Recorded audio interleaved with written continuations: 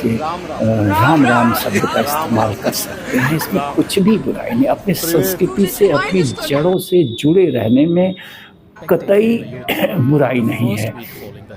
आज भारत जो है अपनी जड़ों को छोड़कर जो आधुनिकता की तरफ, आधुनिकता की बातें कर रहा है, और राम राम कहने वाले को लोग संभवतः देहाती समझते हैं। जैसे जैसे भोजन को पैदा करने वाले किसान को हम सबसे निचले स्तर का जो है श्रमिक समझते हैं। कहने का मतलब ये है कि आज की जो आधुनिक पीढ़ी है वो मॉडर्निटी, आधुनिकता की जो परिभाषा उसकी है, जो कॉपी है पश्चिम की, उससे बेहतर है कि हम अपने जड़ों से जुड़े रहें। अपने जड़ों से जुड़े रहने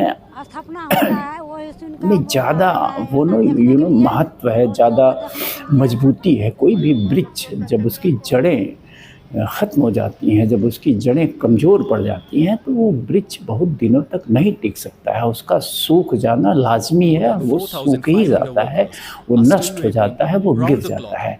ऐसे ही हमारा समाज और हम लोग भी हैं। अगर हम अपनी जड़ों से कट जाएंगे तो हमें ध्वस्त होने में ज़्यादा समय नहीं लगेगा। हम किसी सपोर्ट से रस्सी बांध के या कुछ करके आप वृक्ष को बहुत दिनों तक नहीं रोक सकते हैं।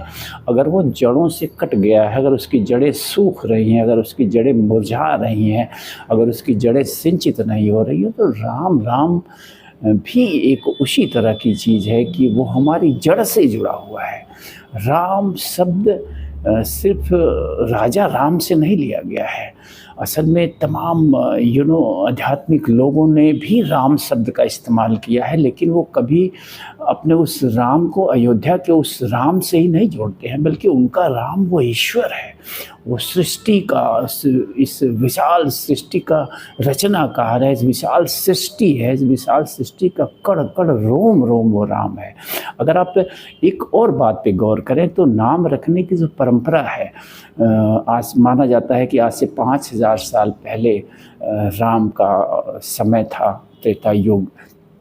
तो आखिर उनके माता पिता ने जब उनका नामकरण किया होगा राम, तो यह स्वाभाविक है कि जो भी हम नामकरण करते हैं वो नाम पहले से अस्तित्व में रहते हैं। यानी कि राम नाम एक बेहद ही खूबसूरत, बेहद ही महत्व का नाम रहा होगा। इसलिए ऋषियों के आशीर्वाद से जो पुत्र पैदा हुआ था राजा दशरथ के परिवार में, उसका नामकरण जो है राम नाम रख कर किया गया। तो इसका मतलब है, इसका तात्पर्य यह है कि राम नाम का अस्तित्व राम के जन्म से पहले से था। इसीलिए कबीर कहते हैं कि मेरे राम अयोध्या के दशरथ पुत्र राम नहीं है। और तमाम ऐसे ऋषि मुनि विद्वान वो जिस राम का वर्णन करते हैं वो राम ईश्वर है। हो सकता है कि हम जिस अयोध्या के राम की बात करते हैं उसी राम ने अवतार लिया हो फिर से एक बार राम के रूप में, तो हम दशरथ पुत्र राम को भी उसी ईश्वर से कनेक्ट करते हैं। तो कुल मिला के मेरा कहने का तात्पर्य यह है कि राम राम कहने की जो हमारी अभिवादन की परंपरा थी वो बेहद ही खूबसूरत थी, और इसको अपनाने में जरा सा भी संकोच नहीं करना चाहिए। ये कोई जाहिलपना और गंवारपना की निशानी नहीं है, बल्कि ये आपके आध्यात्मिक, मानसिक समृद्धि का प्रतीक है। जब आप अपनी भाषा बोलते हैं, जब आप अपनी जड़ों से जुड़े रहते हैं, तो आपका जो सौंदर्य है, आपकी जो प्रतिभा है, वो ज़्यादा महत्व की होती है comparison to those who are copy cat, जो दूसरी सभ्यता को कॉपी करते हैं। तो मैं यही कहूँगा इस अवसर पे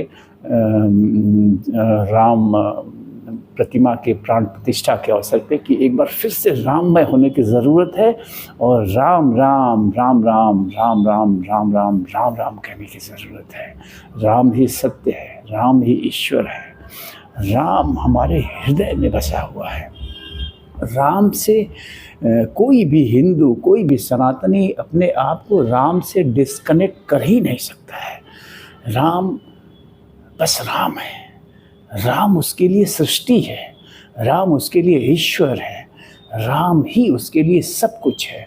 जब भी हमारे ऊपर कोई कष्ट आता है तो नेचुरली राम शब्द मुख से, हृदय से निकल पड़ता है, जो इस बात का द्योतक है, जो इस बात का प्रतीक है, जो इस बात का प्रमाण है कि राम हमारे रोम रोम में बसे हुए हैं। हे रोम रोम में बसने वाले राम, जगत के स्वामी तू अंतर्यामी। तो राम ऐसे ही हैं, वो जगत के स्वामी भी हैं, वो अंतर्यामी भी हैं, और वो हमारे रोम रोम कण कण में हैं। तो आइए पूरे देश को, पूरी दुनिया को राममय बना देते हैं। Ram Ram Ram Ram Ram Ram. Thank you, sorry, thank you नहीं, राम राम राम राम राम राम।